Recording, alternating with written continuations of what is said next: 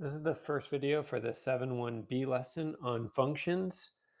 And I'm just going to kind of review the slides previous to this and a couple of the upcoming slides. So first off, you were presented with, I'm going to go to kind of the non-Desmos version for just a second, with a scenario that looked like this, where you had an input value that went to two different output values, and that broke the mathematical rule for a function, that a function, each input needed to be paired with exactly one output.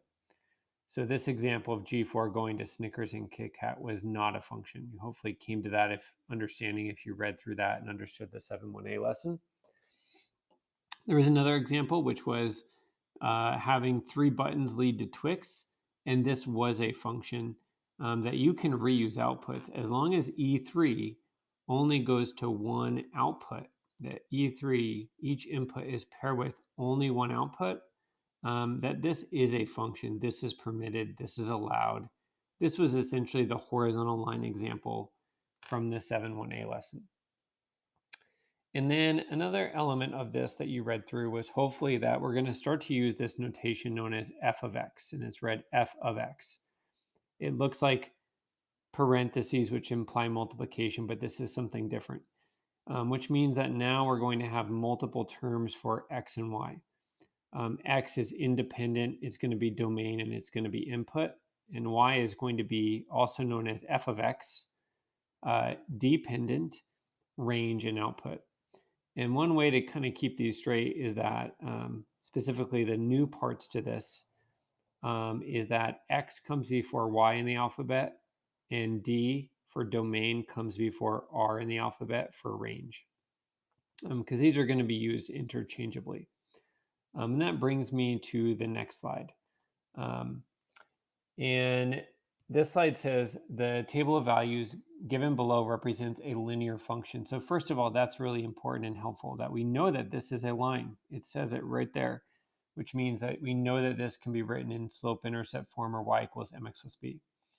And the first thing that we're going to do is we're just going to list out for part A the domain.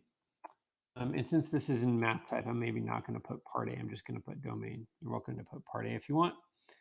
And the domain is listing the x values using set notation, braces, which is shift, and it's the keyboard button next to the letter P. And I'm going to list these in chronological order, which means that I might need to, in some tables, change the order that they're listed here if they're out of order, but it looks like they're actually in order from least to greatest.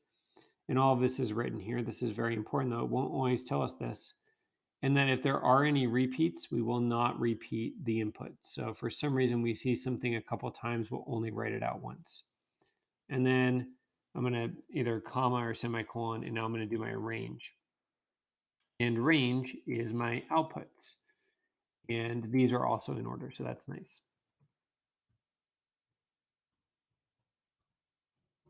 And so same thing, I want these listed out in chronological order without repeats. And I've got that, and I did A and B. That was pretty straightforward. And then we go to C, which is they want us to enter in a function rule. So first of all, it says use function notation, which means that rather than use y equals mx plus b, I'm going to be using something new, which is f of x. And that kind of begs the question, well, why do I have to do that? Why not just call it y? Well, it says to do this. And the other reason is now in replacing y with f of x, we're saying that we know that this passes the vertical line test and passes the requirements for things to be a line. So how do we get m into b? Well, I'm going to go to my non-Desmos version, but you can probably do this in the margins here or do it on some line paper. I'm going to do slope work or rate of change work or my constant first difference, which I know it will be constant because I know this is a line. So in the margins on your Desmos screen or on your paper, we're going to figure out what does this go up by? And it goes up by 2, up by 4, up by 2, and up by 2. We really need to test it for all of these, because if for some reason, and now this will actually happen at times, if this is not staying constant, then we know that it isn't a line. But it did say it was a line, so I know this is going to work. This is up by 2, up by 4, up by 2, and up by 2. And all of these simplify down to, if I do change in y over change in x, they simplify down to 2 over 2, which is 1, or 4 over 4, which is 1. Next, I need to find, so I know my rule is f of x equals 1x, or x plus, and now I need to get b. So I can use y equals mx plus b and pick a point like 121. 21 equals 1 times 1 plus b. That's 1 minus 1, and b is 20. And, well, you might ask, why did I use y here, not f of x? Well, I'm just doing some work to the side. This is nice organized algebraic work. But then when I go over here, then maybe I use function notation. Another way to do this is, maybe some of these might be easy. And if you know that the slope is 1, 5 times 1 is 5 times 1 is 5, and I need to get to 25. So you might be able to just sort of predict the y-intercept with some of these. Now we're going to go back and we're going to answer a question. So previously we would have called this y equals 1x plus 20, and we're now calling this f of x equals x plus 20 to satisfy the requirements of the problem and to specify that we know that this passes the rules for a function, or the rule.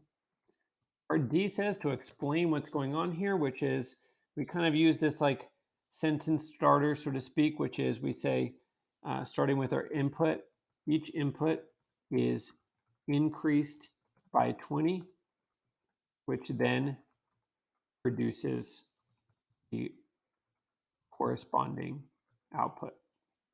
And so you could probably copy and paste this for the next slide and just change it as needed based on the rule. You really need the rule first, though, before you can describe this.